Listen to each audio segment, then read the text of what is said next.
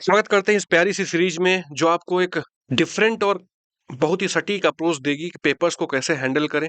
मैंने लास्ट 15 साल के पेपर्स को एनालिसिस किया है मैथ्स के, उसमें देखा है कि हर एक पेपर में 30-35 क्वेश्चन ऐसे होते हैं जो आप विद इन 30 मिनट 45 मिनट कर सकते हो, क्योंकि यहाँ का और एग्जाम का थोड़ा सा प्रेशर डिफरेंट रहता है। बट एक बात जो मैं कॉमन बताऊंगा कि आपको फॉर्मूले वही अप्लाई करने हैं, क्वेश्चन वही होता है, उसमें कोई डिफरेंस नहीं है, बट थोड़ा सा प्रेशर अलग रहता है, तो कुछ टाइम ज्यादा लग जाएगा। लेकिन ये सीरीज इतनी इंपॉर्टेंट है कि इससे तुम्हारा कट ऑफ और तुम्हारी मेरिट दोनों इंप्रूव हो जाएंगी। ये मैं पूरा जितने भी दिन बचे हैं मैथ्स और जीएटी के हॉलिस्टिक और कंप्लीट अप्रोच दूंगा, पूरा कंप्लीट एनडीए का। तो इसमें तुमसे जो उम्मीद है कि बहुत सारे लोग देखते हैं सब्सक्राइब नहीं करते हैं, नया चैनल है और यही फ्यूल है कि तुम सब्सक्राइब कर दो और तुम्हारे कंटेंट के लिए, चीजों के लिए मैं लगातार लगा। देखते हैं इस सीरीज को। क्वेश्चन देखते हैं, लिखा है in the expansion of 1 + x। अब दोनों मल्टीप्लिकेशन में है तो सीधा कुछ नहीं देखना है, सबसे पहले तो इसी को सही करके लिखोगे 1 + x⁴ p+q। अब इसके बाद बोला कि इसके एक्सपेंशन में जो x³ का कोफिशिएंट है तो लिखोगे कैसे इसका एक्सपेंशन, p+³ c 3x³। 1 है, 1 की पावर में कोई लिखने की जरूरत नहीं। बोला जो ये कोफिशिएंट है इसकी वैल्यू 35 है। बस सिंपल सा है कि p+v q की वैल्यू क्या होनी चाहिए, 35 आ जाए। तो ये 7c3 की वैल्यू कैलकुलेट होके 35 आ जाएगी। 7 फैक्टोरियल, सिंपल सा इसको 7 × 6 5 × 4 फैक्टोरियल हो जाएगा। नीचे 4 फैक्टोरियल × 3 फैक्टोरियल, 4 फैक्टोरियल कैंसिल हो जाएगा, 3 6 35 आ गया। तो इसका मतलब 7 हमारा सही है। इसमें इतनी कैलकुलेशन और तुम्हारा ये अप्रोच इस क्वेश्चन को सही कर देता। अगला क्वेश्चन देखते हैं, 8th क्वेश्चन। इसमें 3 टर्म दे रखे हैं p, q और r। x 1 से बड़ा है तो लिख लोगे p = लिखा है log x, q इसमें log की प्रॉपर्टी लगाओगे तो 3 log x लिख जाएगा और r लिख जाएगा 5 log x। इन दोनों का डिफरेंस क्या है, 2 log x, और इन दोनों का difference 2 log x। Difference common, खट से p q r किस में हो गया, एपी में हो गया, पहला स्टेटमेंट सही। तो ये और ये कैंसिल हो गया, दो बचे। 50-50 भी खेल सकते थे, इसमें नहीं आता, बट ऐसा है नहीं आए। P Q R can never be in GP. Quite obvious इसमें कुछ ऐसा नहीं लग रहा है कि इसका स्क्वायर इसके स्क्वायर के बराबर हो, तो जीपी में नहीं होंगे, कैंसिल कर देंगे। ओनली वन स्टेटमेंट, इसका आंसर आ गया। कोई बहुत लेंदी कैलकुलेशन नहीं थी, अगर तुम्हें छोटी सी चीज पता होती तो क्वेश्चन आसानी से हो गया था। नेक्स्ट क्वेश्चन देखते हैं फिर से।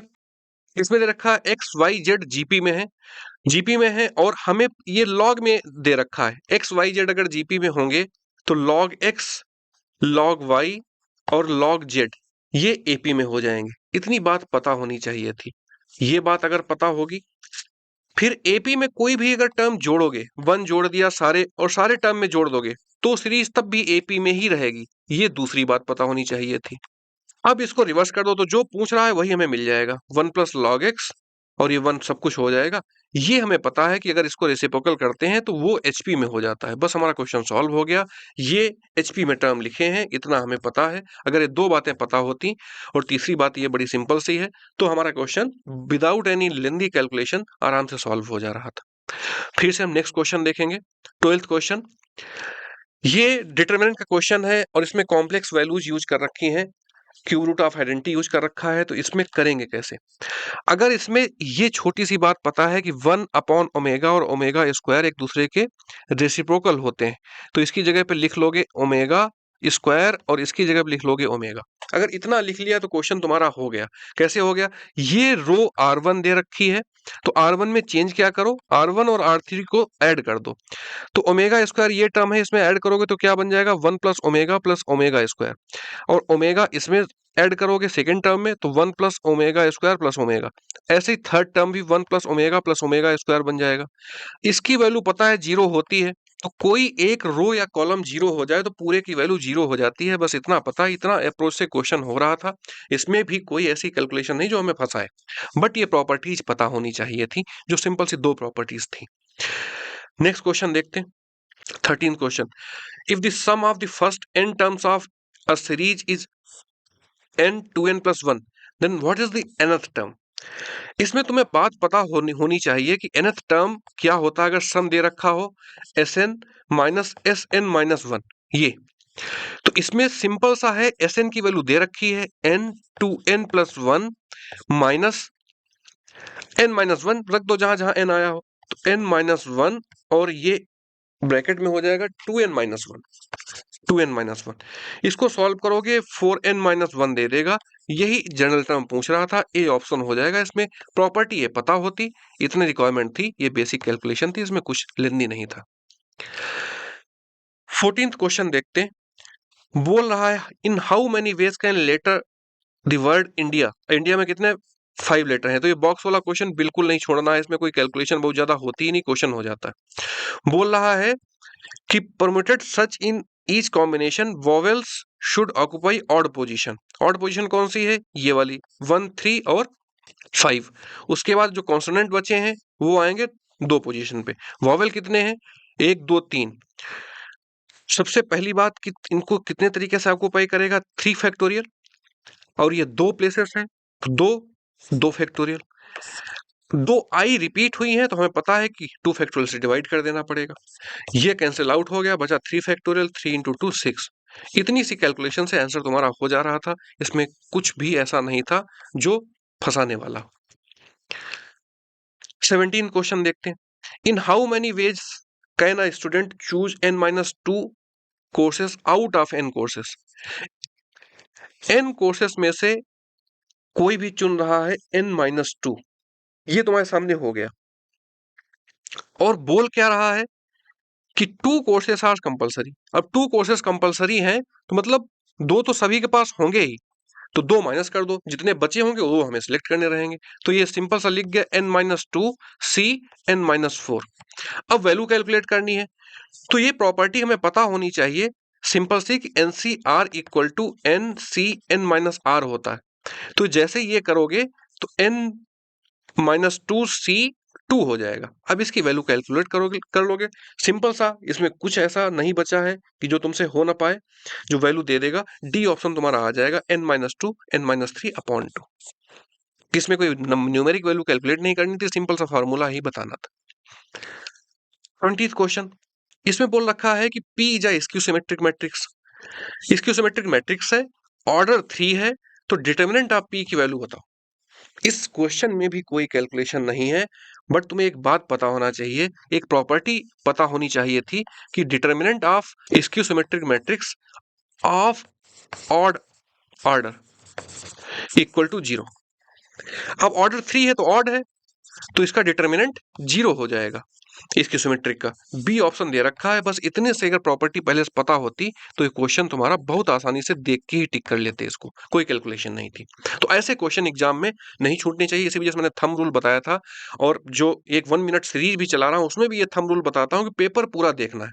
वो सीरीज जाके देख सकते हो, बहुत ही हेल्प करेगी लास्ट टाइम में। ढेर सारे क्वेश्चन उसमें ऐसे बताए हैं जो देख के होते हैं। नेक्स्ट क्वेश्चन देखते हैं। ये इनवर्स ट्रिग्नोमेट्री के क्वेश्चन है, इनका बिल्कुल एक नया तुम्हें अप्रोच बताते हैं। क्वेश्चन तुम्हें दिख रहा है, इसमें सिंपल सा इक्वेशन का कॉन्सेप्ट लगाओगे तब भी हो जाएगा। इधर पाई लिखा है मतलब 180, इधर 4 साइन इनवर्स और कॉस इनवर्स लिखा है। तो यहाँ पे क्या वैल्यू 30 डिग्री अगर पुट कर दोगे तो 4 इंटू 30 कितना हो जाएगा 120। अब बचा कितना, बचा 60 डिग्री, तो यहाँ पे 60 डिग्री पुट कर दो, तो ये इक्वेशन सेटिस्फाई हो जाएगा। 180 डिग्री इधर भी, 180 डिग्री इधर भी। तो साइन इनवर्स एक्स की वैल्यू 30 डिग्री है यानी पाई/6, और कॉस इनवर्स एक्स की वैल्यू कितनी निकली है 60 डिग्री यानी पाई/3। अब जो वैल्यू पूछ रहा है कैलकुलेट हो जाएगी। इन दोनों को ऐड करना और 4 से मल्टीप्लाई करना, क्योंकि 4 कॉस इनवर्स एक्स है। बस सिंपल सा मसला है, वैल्यू कैलकुलेट हो जाएगी। और 3 पाई/2 मुस्कुराता हुआ ऑप्शन लिखा है, टिक कर दोगे। ये अगर अप्रोच लगा रहे हो, इनवर्स में एक आधे क्वेश्चन में और बताऊंगा ऐसा ही अप्रोच, तो ये भी लगा सकते हो। वैसे ट्रेडिशनल मेथड से कर सकते हो, कोई दिक्कत नहीं, बट ये बहुत जल्दी हो जाएगा और सही भी। नेक्स्ट क्वेश्चन देखते हैं। इसमें जो लॉजिक बता रहे हैं वो बहुत ध्यान रखना, बहुत तुम्हारे हेल्प करेगा एग्जाम में। सेक इनवर्स 2 की वैल्यू तो हमें डायरेक्टली पता है कि सेक इनवर्स 2 की वैल्यू कितनी होगी, पाई/3। अब ये लिखा क्या है, कॉट स्क्वायर लिखा है, तो कॉट पाई/3 का होल स्क्वायर हम लिख सकते हैं। इसकी वैल्यू कितनी होती है, इसकी वैल्यू हो जाएगी 1/√3, 1/√3 का स्क्वायर। तो ये वैल्यू तो हमें आ गई 1/3। अब बचा क्या, बचा हमारे पास ये कॉसेक इनवर्स 3 की वैल्यू हमें पता नहीं होती है। तो एक काम करोगे, छोटा सा ट्राइंगल एक बनाओगे और इसमें 1 इसको लेट कर लोगे, 3 इसको। राइट एंगल ट्राइंगल से सबको पता होता है। तो ये √8 आ जाएगी। यहां से साइन इनवर्स एक्स की वैल्यू इस ट्राइंगल से आ जाएगी और टेन इनवर्स एक्स की भी वैल्यू आ जाएगी। यहां से टेन अल्फा की वैल्यू निकाल लोगे, सिंपल सा तुम्हें 1/√8 मिल जाएगा।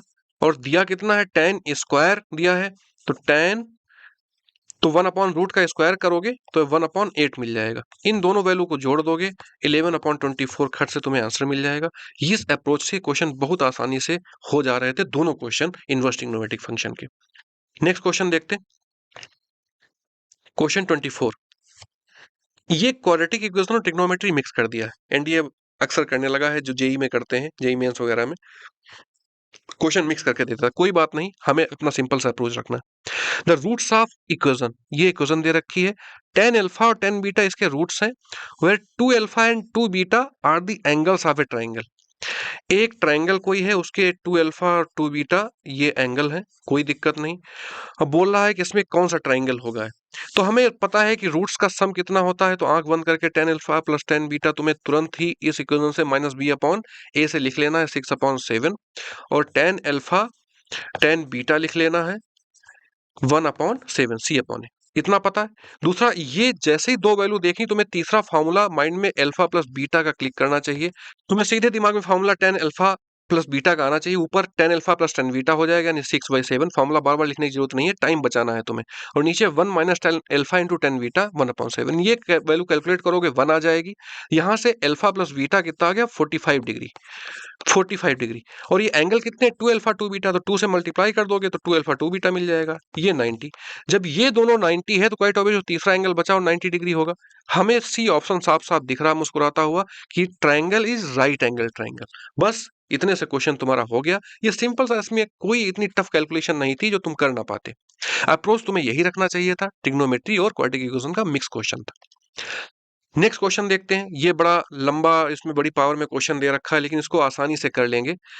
ये बोल रहा है कि 1 आना चाहिए। सिंपल सा, फिर से वही जो हमने इनवर्स ट्रिग्नोमेट्रिक फंक्शन में लॉजिक बताया था, इसमें भी लगाओ कि ये 1 कब आएगा। सोचो कि ये हमेशा +1 देता रहे और ये ऑलवेज 0 देता रहे, क्योंकि माइनस लगा ना बाद में, तो ये 1 हमेशा आता रहेगा। ऐसा होता कब है, जब x इक्वल टू n पाई होता है, तो cos की वैल्यू हमेशा cos x की वैल्यू अगर n इंटीजर है तो +-1 देता रहेगा, +-1 देता रहेगा, और पावर ये इवन है 100, तो ये हमेशा 1 आता रहेगा। और इसी वैल्यू पे ये हमेशा साइन 0 देता है। तो हमारा मसला हल हो गया। हमें साफ साफ पहला ऑप्शन दिख रखा है कि n पाई इसका सोल्यूशन हो जाएगा। तो इस अप्रोच से भी क्वेश्चन आसानी से हो सकता था, और कोई लेंदी कैलकुलेशन नहीं है, तुम्हारे सामने लिख रखा है और क्वेश्चन आसानी से हो भी गया। अगला क्वेश्चन देखते हैं। ये सिंपल सा ट्रिग्नोमेट्रिक फार्मूला और कैलकुलेशन कुछ बहुत ज्यादा करनी नहीं होती है। जैसे ये दिखा है, cos 17 से डिवाइड कर दोगे तो 1 माइनस tan 17 डिग्री हो जाएगा, और 1 प्लस tan 17 डिग्री। ये तुम्हें पता है, फॉर्मूला होता है tan 45 प्लस 17, तो ऊपर माइनस है, माइनस 17 हो जाएगा। ये आ जाएगा tan 28 डिग्री, और इसकी जगह पे लिख सकते हो cot 62 डिग्री। क्वेश्चन तुम्हारा सॉल्व हो गया, सिंपल सा क्वेश्चन था, ये हो गया। नेक्स्ट क्वेश्चन देखते हैं, 32 क्वेश्चन है। इसमें बोल रहा है कि ये इक्वेशन दे रखी है और x plus y plus z की वैल्यू निकालनी है। तो ट्रिग्नोमेट्री और डिटर्मिनेंट या मैट्रिसेस में एक रामायण तुम्हारे पास होता है कि तुम उसकी कुछ वैल्यू लेट कर लो। सपोज थीटा की वैल्यू हमने यहाँ पे 0 लेट कर ली। ध्यान ये रखते हैं कहीं पे इनफाइनाइट या कुछ ऐसी अनडिटरमाइंड वैल्यू ना आने पाए, तो ऐसी वैल्यू लेट करते हैं। थीटा की जैसे ही वैल्यू लेट कर लोगे 0, तो वो क्वेश्चन बहुत आसान बन जाएगा। ये x/1 हो जाएगा, और y ये 0 हो जाएगा, तो 2π/3 इसकी वैल्यू कितनी हो जाएगी, -½ हो जाएगी, और z/-½ इन तीनों को सम कर दो, यही x plus y plus z की वैल्यू हो जाएगी। ये दो माइनस में है तो ये 0 आ जाएगा। बस इतने से सिंपल से अप्रोच से क्वेश्चन तुम्हारा बड़ा सा जो दिख रहा है हो जा रहा था, इसको छोड़ना नहीं था। तो यहाँ से दो बातें तुम सीख रहे हो कि क्वेश्चन को अप्रोच कैसे करें, और इनकी तरीके क्या हैं कि तुम्हारे जल्दी क्वेश्चंस हो भी जाए। ये कोई तुक्काबाजी नहीं, प्रॉपर लॉजिक है, और ये लॉजिक हमेशा क्वेश्चंस में काम आता है। इसके बाद देखो, ये क्वेश्चन दे रखा था, वो तुम्हें परेशान करना चाह रहा है कि तुम फंसो, तुम्हारा टाइम मैनेजमेंट गड़बड़ाए और तुम एग्जाम से बाहर हो जाओ। 3 टर्म का स्क्वायर दे रखा है, बोला है कि नंबर ऑफ रियल रूट इसके क्या होंगे, मतलब इसके सोल्यूशंस क्या है। तो कोई भी 3 टर्म्स का स्क्वायर, पहली बात तो कभी निगेटिव होगा नहीं, क्या 0 होगा। अब x1 इसमें पुट करो तो केवल ये 0 हो जा रहा है, 2 0 नहीं हो रहे हैं। अगर 3 पुट कर रहे हो तो ये 0 हो जा रहा है, ये 2 0 नहीं होंगे। यानी कहने का मतलब ये इक्वेशन कभी भी x की किसी भी वैल्यू पे 0 नहीं देगी, तो इसका कोई सोल्यूशन नहीं होगा, हम नन टिक कर देंगे। ये मैंने शॉर्ट्स में भी करा के रखा है, और ढेर सारे उसमें क्वेश्चन 4-5 साल के करा के रखे हैं, देख लोगे तो उसमें भी एक अप्रोच तुम्हें पता लग जाएगा। इसमें तुम केवल फंसाने के लिए दिया था क्वेश्चन। अब ये क्वेश्चन लंबा सा दे रखा है, इसमें तुम ज्यादा भी टाइम लगा सकते हो। अगर तुम्हें तरीका पता है, तुम्हारा स्मार्ट अप्रोच है, माइंड काम करता है, तुमने अच्छे से पढ़ रखा है, चीजें रिवाइज्ड हैं, तो तुम बड़े स्मार्टली भी इसको कर सकते हो। स्मार्ट अप्रोच होता क्या है, मैं तुम्हें बता रहा हूँ। इसमें ए एडजॉइंट ए निकालने के लिए बोला है, तो सिंपल सा तुम एक बात याद रखो कि कोई भी एडजॉइंट अगर निकालोगे तो उसका जो पहला एलिमेंट निकलेगा वो यहां से निकलता है।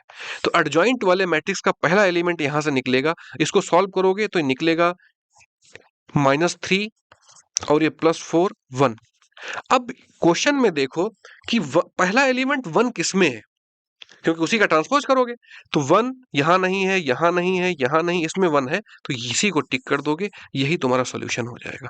अगर समझ में ना आया हो तो फिर से एक बार रिवाइज करना और इसको देखना कि एडजॉइंट निकालते हैं तो एडजॉइंट का पहला एलिमेंट कहां से निकलता है। इसी पे एक दूसरा क्वेश्चन भी दे रखा है, उसको भी करते हैं। तो यहां से सबसे पहले मॉड निकालो, उसमें इनवर्स पूछ रहा है, तो इनवर्स के लिए हमें मॉड ए चाहिए। मॉड ए निकालोगे 1 आ जाएगा। और ए इनवर्स का क्या होता है, ए इनवर्स का फॉर्मूला होता है एडजॉइंट ए अपॉन मॉड ए।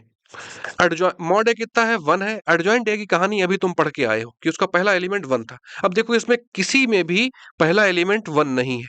यही स्मार्ट अप्रोच है। अगर ये कुछ चीजें 10-20 ऐसी सीख गए, यही मुझे सिखाना है, तो कट ऑफ भी आराम से क्लियर तुम्हारा होगा और रैंक भी बनेगी। इसमें 1 ए दे रखा है तो इसी को टिक कर दोगे, यही सोल्यूशन हो जाएगा। ये तुम्हें कोई नहीं बताएगा, ये बहुत ही स्मार्ट एक अप्रोच है जो तुम्हारा बहुत हेल्प करेगा। वेक्टर का क्वेश्चन है, तुम्हें जैसे ही दिखे इसमें क्रॉस प्रोडक्ट करना है, दिमाग कुछ नहीं लगाना है। 3 अल्फा प्लस 2 बीटा की वैल्यू दे रखी है, दो वेक्टर का क्रॉस प्रोडक्ट नहीं पता है, तो उसका मतलब अभी तुम एग्जाम्स की रेस से बाहर हो।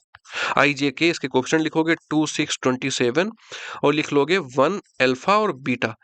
तुम्हें बात पता होना चाहिए कि नल वेक्टर का मतलब क्या होता है। इनका प्रोडक्ट नल वेक्टर में आ रहा मतलब जीरो वेक्टर, जीरो जीरो से कंपेयर करके निकालोगे। तो सिंपल सा मसला है, इसको सॉल्व करोगे, खट से तुम्हें 3 अल्फा, अब मैं इसको सॉल्व नहीं कराऊंगा, 3 अल्फा प्लस 2 बीटा की वैल्यू मिल जाएगी। वो कैलकुलेट होके तुम्हारे पास आ जाएगी। तुम्हें इसकी वैल्यू कैलकुलेट होकर मिल जाएगी, ये 36 वैल्यू आएगी। ऐसे करके इसको कर लेना, मुझे केवल तुम्हें एक अप्रोच बताना है, और इसको स्मार्टली कैसे करोगे या सीधे बहुत कम लिख के कैसे क्वेश्चन को सॉल्व करोगे वो मैं बता रहा हूं तुम्हें। नेक्स्ट क्वेश्चन है 56। ये क्वेश्चन लेंदी लग रहे हैं, टफ लग रहे हैं, बट ऐसा है नहीं। तुम अगर थोड़ा सा भी 2D का कॉन्सेप्ट पढ़ के आए हो, कुछ चीजें तुम्हें बेसिक्स पता है, अगर ये सब नोट्स बहुत प्रॉपर नहीं बने, उनको रिवाइज नहीं कर रहे हो, तो ये चीजें फिर रिकॉल उतनी आसानी से नहीं होती। तो सबसे पहला थंब रूल कि पेपर पूरा सॉल्व करो, उसके पीछे का पहला थंब रूल ये है कि तुम्हारे नोट्स बहुत अच्छे बने होने चाहिए। क्वाड्रिलेटरल एबीसीडी है, हमें नहीं पता है कैसा है, उसके दो डायगोनल दिए गए हैं। दो डायगोनल देखने में तुम्हें कैसे लग रहे हैं, x माइनस 2y और 4x प्लस 2y। इसको जरा सा सिंपल करोगे, 2 से डिवाइड करोगे तो 2x प्लस वाई लिखा है, प्लस यहाँ पे इक्वल टू 3y2 आ जाएगा। अब ये दोनों परपेंडिकुलर लाइन लिखी हैं, ax प्लस बी वाई। अगर कोई समथिंग लाइन लिखी है तो उसके परपेंडिकुलर लाइन लिखने का तरीका सबसे है कि b इधर ले आओ, a उधर ले जाओ और बीच में माइनस लगा दो। ऐसे पहचानेंगे भी और लिखेंगे भी। अब हमें पता लग गया कि डायगोनल दोनों परपेंडिकुलर है, यानी 90 डिग्री बना रहे हैं। ये केवल रोम्बस में होता है या स्क्वायर में होता है या काइट में होता है, काइट भी एक बनती है। तो ये रोम्बस यहाँ पे लिख रखा है और कुछ है नहीं, तो रोम्बस टिक कर दोगे। इतनी इंफॉर्मेशन से देख के ही तुम्हारा क्वेश्चन सॉल्व हो रहा है, अगर ये बातें तुम्हें एक आधी पता है तो। क्वेश्चन ने दे रखा है कि इलिप्स एक है, जैसे ही तुम्हें इलिप्स कुछ अनस्टैंड लिखी दिखे, तुम्हें सिंपल से इसको तुरंत ही कन्वर्ट करना है, इसको सही फॉर्म में लिखना है। 1/2 का स्क्वायर प्लस वाई स्क्वायर 1/9 हो जाएगा, तो 1/3 का स्क्वायर इक्वल टू 1। बस क्वेश्चन तुम्हारा सॉल्व हो गया। बोला है कि इलिप्स पे कोई पॉइंट P है, ये प्रॉपर्टी तुम्हें पता होना चाहिए, और उस P की डिस्टेंस दोनों फोकस से पूछ रहा है उनका सम क्या होगा। ये आंख बंद करके तुम्हें पता होती 2a होता है, a मेजर एक्सिस है। तो a की वैल्यू यहाँ पे कितनी है, 1/2 है। ये बड़ी टफ कैलकुलेशन तो तुम कर तो पाओगे नहीं। 1 ऑप्शन सामने लिखा है, टिक कर दोगे, क्वेश्चन तुम्हारा हो गया। ऐसे क्वेश्चन बिल्कुल भी नहीं छोड़ने, केवल ये देखने में लेंदी लगते हैं, बहुत आसान क्वेश्चन होते हैं। फिर ये 3D का क्वेश्चन लिखा है, इस इक्वेशन को सही करके लिखो। 2 से पूरी को डिवाइड करोगे तो x square plus y square plus z square plus 3y2x plus 3y2y plus 3y2z -6 है तो -3 हो जाएगा equal to 0। Diameter of the sphere पूछा है, तो रेडियस कैसे निकालोगे, सबसे पहले इसका सेंटर लिख लो। तो 3y4 -3y4 -3y4 सेंटर हो गया। रेडियस का 2 टाइम कर दोगे तो इसका डायमीटर निकल आएगा। इसका स्क्वायर करोगे तो 9/16 प्लस 9/16 प्लस 9/16 माइनस प्लस सी, तो ये 3 हो जाएगा। कैलकुलेट करोगे तो 2, ये 16 इसका एलसीएम आ जाएगा 75/16। इसको कैलकुलेट करोगे तो ये 5√3/2 आ जाएगा। क्वेश्चन ये हो गया, बी ऑप्शन टिक कर दोगे, आगे बढ़ जाओगे। अब बोला centre of the sphere lies on the plane. तुम्हें सिंपल सा इसमें लगाने नहीं लगना है, देखना है तीनों वैल्यूज निगेटिव है, और यहाँ पे रखोगे तो ये भी निगेटिव आ जाएगा। तीनों निगेटिव, और तीन ये निगेटिव क्या जीरो देगा? नहीं देगा, क्योंकि ये सब पॉजिटिव है। ये भी, उसमें भी ये पॉजिटिव निगेटिव और निगेटिव नहीं देगा, नहीं देगा। ये स्मार्ट अप्रोच तुम्हें डेवलप करना पड़ेगा, जिससे तुम्हें बहुत सहूलियत मिलेगी। हमारे साथ बचे हुए 30-40 दिन अगर बिता लोगे तो ये ऑटोमेटिक डेवलप हो जाएगा। और ये क्वेश्चन, ये पॉजिटिव है और ये भी पॉजिटिव है, तो निगेटिव वैल्यू यहाँ पे रखोगे तो निगेटिव आ जाएगा, ये पॉजिटिव मिलके जीरो दे देगा, तो इसी को टिक कर दोगे, डी ऑप्शन इसका सही हो जाएगा। आगे बढ़ते, क्वेश्चन ये दे रखा है, 3D के क्वेश्चंस और 2D के क्वेश्चंस में तुम बहुत आसानी से थोड़े से लॉजिक से क्वेश्चन सही कर सकते हो, अगर पूरा नहीं भी सॉल्व कर रहे हो तब भी। ये लाइन दे रखा है, लाइन थोड़े अटपटे फॉर्म में दे रखा है, मिक्स करके दे रखा है, और ये प्लेन दे रखा है। बोला what are the direction ratios of the line. जब कभी भी दो मिक्स फॉर्म में लाइन के डायरेक्शन रेशियो हो, तो जो नई लाइन होगी उसके साथ इन एक्स वाई जेड के कोफिशिएंट्स का अगर मल्टीप्लाई करोगे तो जीरो आएगा। इसमें एक्स वाई जेड का कोफिशिएंट 1 1 1 है, और इसमें 2 -1 -1 है। पहला ऑप्शन चेक करोगे नहीं आएगा, दूसरा भी नहीं आएगा। 0 1 और -1 का 1 1 से मल्टीप्लाई करोगे तो ये जीरो दे देगा, और इससे मल्टीप्लाई करोगे ये भी जीरो दे देगा। यानी यही ऑप्शन हमारा करेक्ट है। इसका ये अप्रोच बिल्कुल सही है। मैं डिटेल से इसको बताऊंगा भी जब 3D की क्लास अभी जल्दी ही पढ़ाऊंगा। फिर पूछ रहा है कि what is the point of intersection of L and P. मतलब एल जो ये लाइन थी और पी ये जो प्लेन है, इसका इंटरसेक्शन पॉइंट क्या है। एक सिंपल सी बात तुम्हें पता होना चाहिए कि इंटरसेक्शन पॉइंट अगर होगा किसी लाइन और प्लेन का, क्वेश्चन मैंने शॉर्ट में कराया भी है, तो वो दोनों को सेटिस्फाई कर रहा होगा। तो इसमें कौन सा ऐसा पॉइंट होगा जो उस प्लेन को सेटिस्फाई कर रहा होगा। सिंपल सा है, एक दो पॉइंट तुम रख के देखोगे, तुम्हें क्लियरली पता लग जाएगा कि कौन सा पॉइंट इसमें सेटिस्फाई कर रहा है। -4 -3 और 3 इसको सेटिस्फाई कर रहा होगा प्लेन को। यही एक इंटरसेक्शन पॉइंट हो जाएगा, टिक कर दोगे। इसमें बहुत ऐसी कोई कैलकुलेशन नहीं करनी पड़ी, बस थोड़ा सा दिमाग लगाना पड़ा। ये 2D और 3D में तुम्हें दिमाग डेवलप करना पड़ेगा कि ऐसे माइंड हम चलाते हैं। ये कोई तुक्का नहीं है, फिर बता रहा हूँ, प्रॉपर लॉजिक है। उन्हीं लंबी कैलकुलेशंस को हम शॉर्टली ऐसे कर लेते हैं ऑप्शंस के थ्रू। अब ये ग्रेटेस्ट इंटीजर और मॉडुलस फंक्शन खूब एनडीए पूछता है। क्वेश्चन देख के हाथ पैर फूल जाते हैं, क्योंकि थोड़े से अटपटे क्वेश्चन लगते हैं। लेकिन सिंपल सा तुम्हें अप्रोच क्या रखना है, जेड और वाई की वैल्यू दे रखी है। पूछ रहा है कि जेड की वैल्यू क्या होगी, तो सबसे पहले जेड को ही सही करके लिख लो। इसके अंदर वाई है तो वाई की वैल्यू पुट कर दो, greatest integer of y minus greatest integer of x minus x. अब पूछ रहा है x is not an integer. X integer नहीं है लेकिन पॉजिटिव है, यानी सारी 1.5 1.7 2.9 ऐसे सारी वैल्यूज एक्स की हैं, पॉजिटिव हैं, इंटीजर नहीं। तो अब कोई भी वैल्यू उसमें पुट करके देखो। यहाँ पे 1.5 पुट करोगे तो ये 1 दे देगा, ग्रेटेस्ट इंटीजर है, और माइनस ये 1.5 तो ये आ जाएगा 0.5 माइनस का। फिर ग्रेटेस्ट इंटीजर लगा है तो इसकी -1 वैल्यू आएगी। ये ग्रेटेस्ट इंटीजर की प्रॉपर्टीज है, छोटी सी, तुम्हें पता होनी चाहिए। अब 1.7 भी रखोगे तब भी -0 पॉइंट समथिंग आएगा। कुछ भी रखोगे, 99.5 रखोगे तब भी -0.5 ही आएगा। यानी हमेशा ये -1 देता रहेगा। तो ए ऑप्शन इसमें टिक कर दोगे। कोई ऐसी इसमें कैलकुलेशन नहीं थी, बस तुम्हें प्रॉपर्टी पता होनी चाहिए थी, और एक क्वेश्चन बहुत आसानी से हो जा रहा था। नेक्स्ट क्वेश्चन, कंपोजिट फंक्शन हमेशा पूछा जाता है। 2-3 क्वेश्चन हर एक पेपर में रहते ही रहते हैं। फॉग और गॉफ पूछा है, तो फॉग इधर दे रखा है, मतलब जहां जहां इसमें x है ये पूरा फंक्शन उठा के रख दो।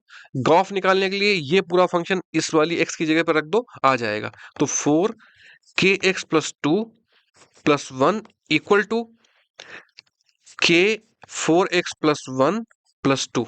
सॉल्व कर लोगे तो ये 4kx आ जाएगा, 8 आ जाएगा, +1 ये 4kx आ जाएगा, प्लस k आ जाएगा, +2 ये कैंसिल आउट हो जाएगा। इधर 9 या 7 k = 7 आ गया। आसानी से क्वेश्चन तुम्हारा सॉल्व हो गया, इस क्वेश्चन को छोड़ना नहीं था।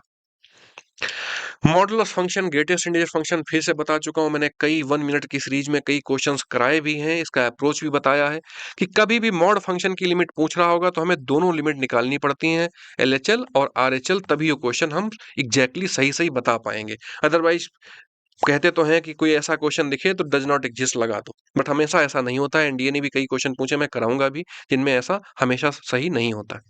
एलएचएल मतलब 3 से थोड़ी छोटी वैल्यू पे हमें लिमिट कैलकुलेट करनी है। 3 माइनस का -3 मतलब नहीं है, मतलब थोड़ी छोटी वैल्यू।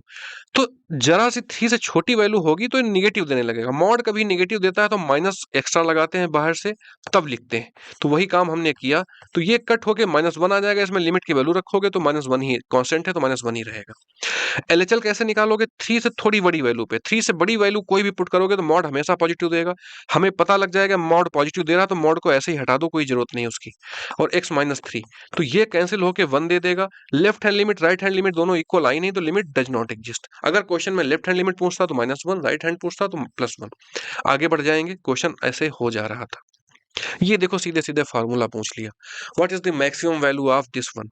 हमें आंख बंद करके पता होना चाहिए a cos x प्लस b sin x की मैक्सिमम और मिनिमम वैल्यू हम ऐसे लिखते हैं। a square plus b square, positive इसकी मैक्सिमम वैल्यू होती है, मिनिमम माइनस लगा देते हैं, a square plus b square. अब पूरे फंक्शन में c ऐड करके रखा है तो c एक्स्ट्रा अलग अलग से ऐड हो जाएगा इसमें। अब देखो c रूट के अंदर है तो ये ऑप्शन होगा नहीं, ये -c है तो मिनिमम वैल्यू, मैक्सिमम पूछा है तो बी ऑप्शन टिक कर दोगे। ये सीधे सीधे फॉर्मूला ही पूछा। सपोज पूरा पेपर नहीं देखते, ये क्वेश्चन ऐसे छूट जाते हैं तो नुकसान होता है। इसी वजह से पहला थंब रूल हमेशा याद रखना है कि पेपर पूरा देखना है। फिर से ग्रेटेस्ट इंटीजर फंक्शन इसी पेपर में रिपीट कर दिया। इससे घबराना बिल्कुल नहीं है। इसको नॉर्मल क्वाड्रेटिक इक्वेशन की तरीके से ट्रीट करो और फैक्टर करो तो इसके फैक्टर आ जाएंगे -13 और greatest integer of x -17 equal to 0। तो दो फैक्टर मिल गए, 13 और ग्रेटेस्ट इंटीजर ऑफ 17। बोला है कि greatest integer function then what is the sum of all integer solution. तो यही इंटीजर सॉल्यूशन होंगे दो, क्योंकि पूरी इंटीजर वैल्यू आ रही 13 और 17 का सम कर दोगे तो 30 आ जाएगा। बस इतना सा काम करना था, इसमें कोई लेंदी कैलकुलेशन नहीं थी।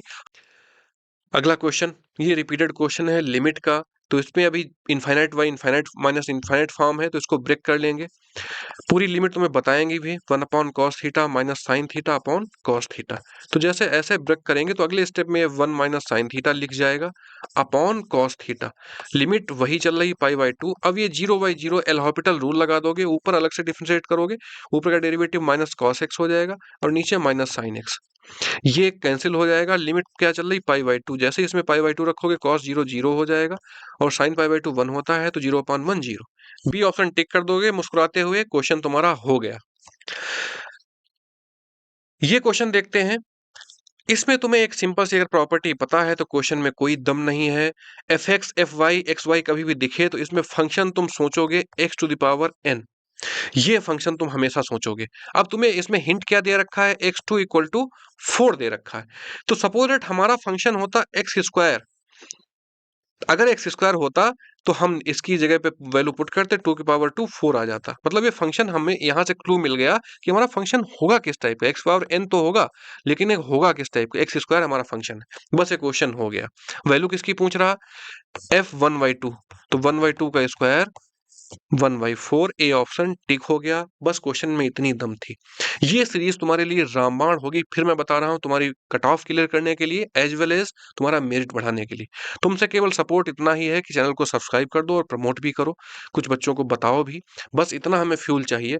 मैं पूरे जितने भी दिन बचे हैं लग के तुम्हारे साथ पूरा कंप्लीट एनडीए का एक डिफरेंट और यूनिक अप्रोच बताऊंगा और तुम्हारी काफी हेल्प भी इससे होगी। जय हिंद।